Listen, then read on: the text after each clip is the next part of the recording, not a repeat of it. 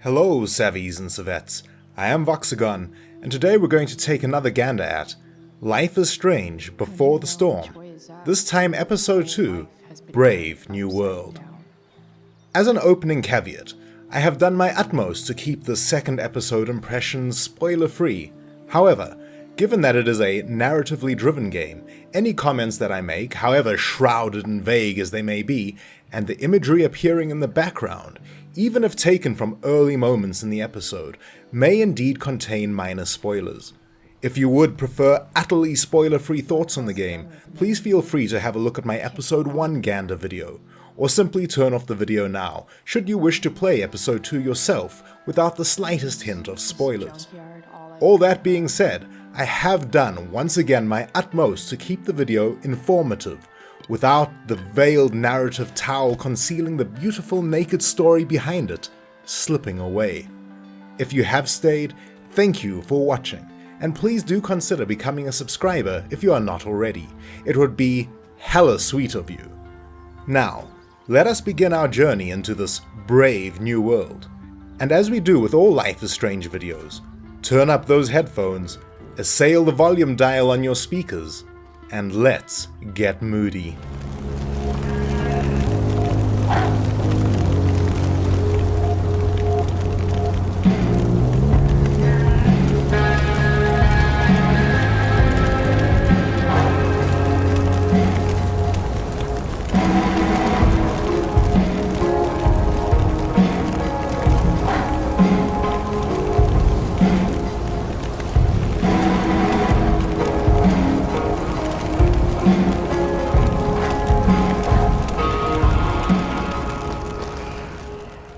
There is a literary critical term used in literature, stolen from the world of music, thanks musicians, entitled the fugue state, and particularly in narrative deconstruction, the analysis of story. It refers to a segment of the tale in which not much happens to forward the plot beats of a narrative, but instead allows for a multitude of voices, of characters, of thoughts and perceptions to be added to what has already been established previously.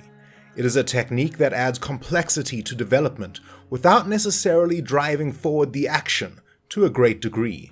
As an example, in The Lord of the Rings, when all the heroes meet at Rivendell in order to form the Fellowship, this is what is traditionally called a fugue state. The main plot isn't driven onwards massively, but a multitude of new voices and thoughts are added to what has already been established. All that being said, this is exactly the term I would use to describe the majority of Episode 2, Brave New World. To a large extent, it is exactly as the term implies. It is a continuation of Chloe's journey into life, dealing with death, and with her new relationship with Rachel Amber. We play and are privy to many of the consequences that were established in the first episode, and how Chloe's and the player's choices, to a degree, are finally portrayed. What follows, again, is a deeply human story that is sown in loss, but one that is struggling to find the light once again, even if this is done by way of Chloe's brusque, cavalier, defiant rebelliousness, which, mostly, is a pure joy to watch unfold. And once more, the degree to which Chloe exhibits this, especially the degree of emotiveness involved, is the responsibility of the player. For fear of giving any of the plot away, in this swift video, as swift as I can be that is, on episode 2, I will say that the writing, emotional beats, character development, and relationships that intertwine and unfold within Brave New World are as compelling, if not exceeding, those found in the first episode. It is always a peril that the middle part of a trilogy lacks a certain enthralling viscosity as it sets the plot for the finale, locked in a purgatory of rising action. And while some of this remains true for this episode of Life is Strange, make no mistake, the events that unfold from entrusted psychological conversations to stolen gestures to latter revelations allow episode 2 to be as gripping as any other episode of the game to date, including its forebear. Deck 9, as well as their motion and voice cast, have achieved and continue to achieve artistic excellence with the title that is both subtle when it needs to be and brash when the boulder of Chloe begins to batter the world, baying at her consciousness. There is a deftness to the storytelling and its delivery and restraint that gives rise to emotional implication. What wonders of self are locked away in fixing a truck's battery?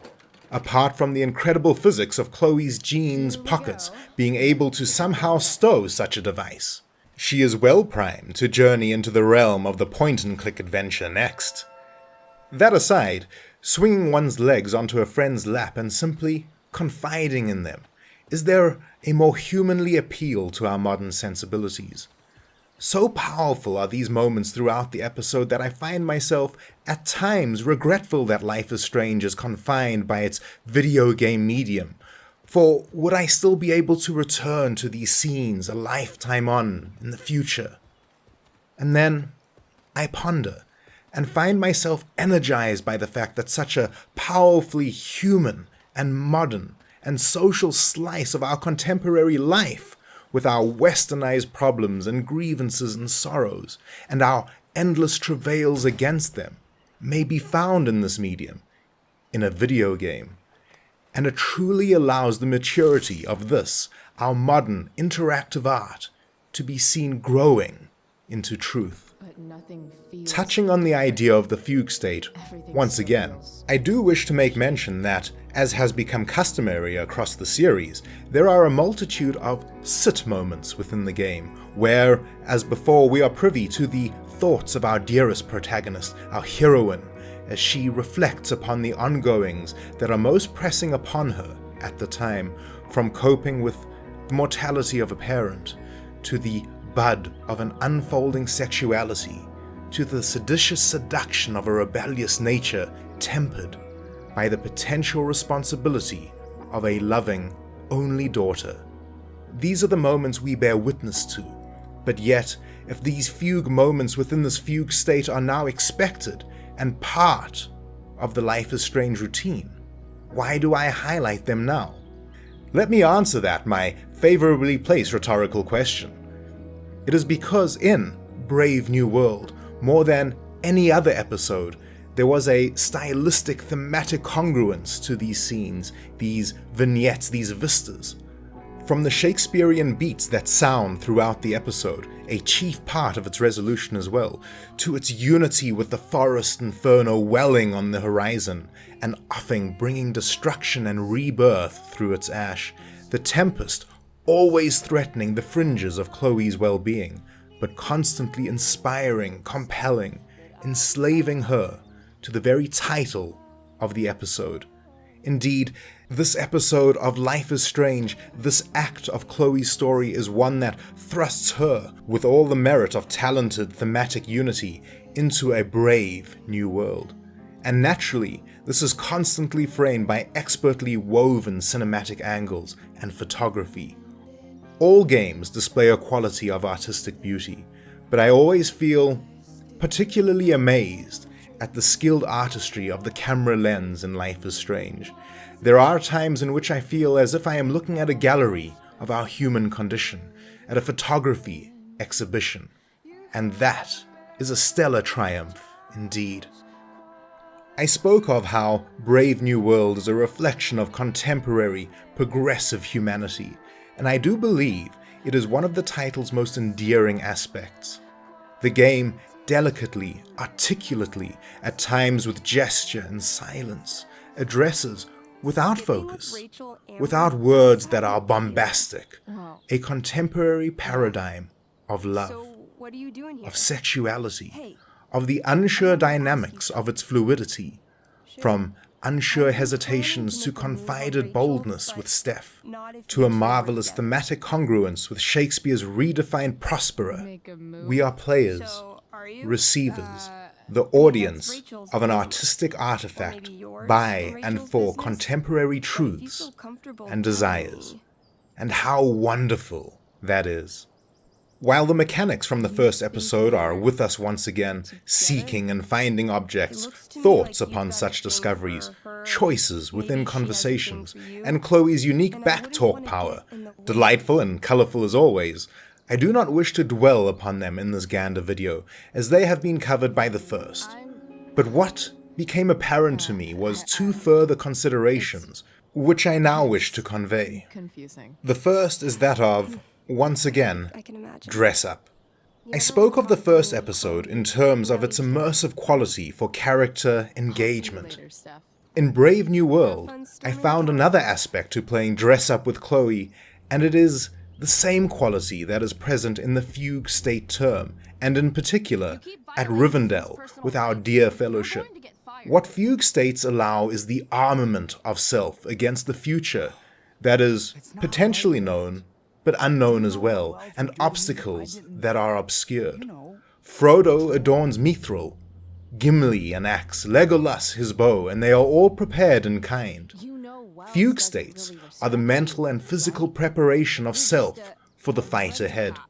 And with Chloe, her fugue state, her changing of clothes, delivered to her by Rachel, is an exact replica of this device. The act of changing from my punk Chloe to my blue beanie Chloe was so perfectly timed with the narrative and its context that the simple gameplay aspect of it being so precisely placed was truly as if I were Frodo receiving Bilbo's armor. Rachel's shirt, Rachel's beanie, Rachel's jeans, these were Chloe's mithril, and an entire alteration set well into motion the eventual movement away from Rivendell, her junkyard, to what lay ahead. The change is even acknowledged by the narrative itself and bleeds into the psychology of the world at large in which Chloe journeys through. How well orchestrated. Art, shining, narrative, sensitivity. The second is choice. There were several of these particularly clever choices in the game, but for interest of narrative preservation, I will not touch on them all. However, the one I do wish to highlight is a conversation with a young lady by the name of Samantha in the game. She asks you at one point about how to act in relation to Nathan Prescott, and the options, thanks to the handy appearance of the all-seeing eye icon, inform me that the choice matters in some greater capacity at some point in the future. What I found so smart about the situation Samantha and the developers of the game put me in is that I found myself torn between two worlds of the game, perhaps three.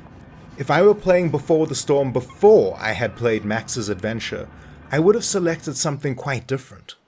Playing Brave New World knowing the original narrative, I felt desirous, almost compelled, to select a different option, and as I eventually did, I put both those states out of mind and invoked the scary Game Squad's mantra of play the character, and made a decision that I thought my Chloe would make based on the contextual information she knew, as opposed to her supernatural sensibilities by way of my meta-knowledge of the future.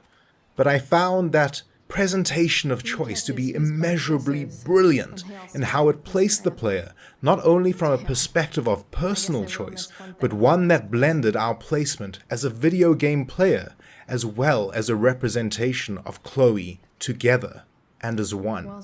It speaks to a deft understanding of modal narrative and choice by the writers and developers that they could so well, so seamlessly infuse such a predicament, such a state, on several occasions. In case my feelings about Life is Strange Before the Storm Brave New World is not particularly clear, let me stand upon the stage as if I were a lesser Prospero of the game, and declare that I love it. In all Oscar Wilde-like love one can have for a piece of art, sometimes considered, but instant and intense. It is not only a successive triumph of the original title itself, but of Before the Storm as well. It is a triumph of the genre and the medium of art, and I cannot wait for the finale of this trilogy. I'm hella excited. Savvies and Savettes, I have been VoxAgon, and I hella hope you've enjoyed this gander at Life is Strange Before the Storm, Episode 2, Brave New World. If you enjoy exceptionally long video game titles and this video, please give it a thumb high five. If you are prosper as Caliban, the dislike is right next to it. Incidentally, that last statement is rather foretelling, but I will leave that lost to the ether. Oh, and one more thing. As a final trumpet of the game's writer's talent, not only does Shakespeare's The Tempest ally itself with the title and substrate perfectly, but it too uses the clever device of the Shakespearean fool. To those that have played Brave New World, can you find that fool?